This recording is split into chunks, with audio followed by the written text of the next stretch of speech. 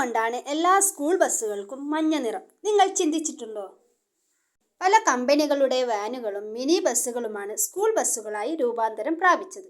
Company ഏതായാലും school ബസ്സുകളും പുലർത്തുന്ന ഒരു ഏക സ്വഭാവമുണ്ട്, അവയുടെ മഞ്ഞ നിറം.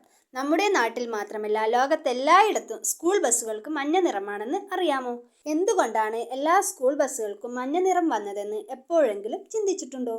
1939 മുതൽ അമേരിക്കയിലാണ് സ്കൂൾ ബസ്സുകൾക്ക് മഞ്ഞ നിറം നിർബന്ധമാക്കുന്നത്.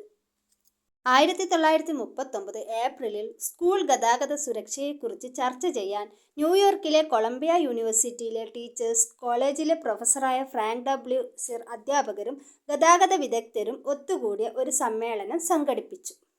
പകൽ വെളിച്ചത്തിലും കുറഞ്ഞ വെളിച്ചത്തിലും കാണാൻ കഴിയുന്ന ഒരു ഏകീകൃത നിറം സ്കൂൾ ബസ്സുകൾക്കായി ആ സമ്മേളനം തിരഞ്ഞെടുത്തു.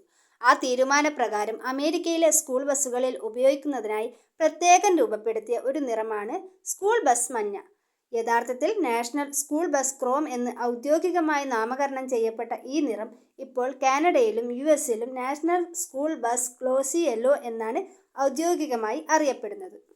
മഞ്ഞ നിറം വെറും തിളക്കമുള്ളതും സന്തോഷം നൽകുന്നതുമായ നിറമാണെന്ന് മാത്രമല്ല, പകൽ വെളിച്ചത്തിൽ നമ്മുടെ കണ്ണുകൾക്ക് കണ്ടെത്താൻ എളുപ്പമുള്ള നിറങ്ങളിൽ മുന്നിലാണിത്. മറ്റു നിറങ്ങളെക്കാളും കൂടുതൽ പ്രകാശത്തെ ഇത് പ്രതിഫലിപ്പിക്കുന്നു. മഴ, മൂടൽമഞ്ഞ് തുടങ്ങിയ മോശം കാലാവസ്ഥയിലും ഇത് വേറിട്ട് നിൽക്കുന്നു. അതുകൊണ്ടാണ് സ്കൂൾ ബസ്സുകൾക്ക് ഇത് അനുയോജ്യമാകുന്നത്. ഈ നിറം പെട്ടെന്ന് ശ്രദ്ധയിൽപ്പെടുകയും ദൂരെ നിന്ന് പോലും എളുപ്പത്തിൽ തിരിച്ചറിയാനും കഴിയും. ഇത് ഡ്രൈവർമാർക്കും കാൽനട യാത്രക്കാർക്കും ജാഗ്രത നൽകുന്നു, അപകടങ്ങൾ ഒഴിവാക്കാൻ സഹായിക്കുന്നു. സ്കൂൾ ബസ്സുകൾക്ക് മഞ്ഞ നിറം നൽകുമ്പോൾ ഡ്രൈവർമാർക്ക് കൂടുതൽ ശ്രദ്ധയോടെ വാഹനമോടിക്കാൻ ഇത് പ്രോത്സാഹിപ്പിക്കുന്നു. കുട്ടികൾ റോഡ് മുറിച്ച് കടക്കുമ്പോൾ കൂടുതൽ ശ്രദ്ധയും ജാഗ്രതയും നൽകാനും ഇത് സഹായിക്കുന്നു.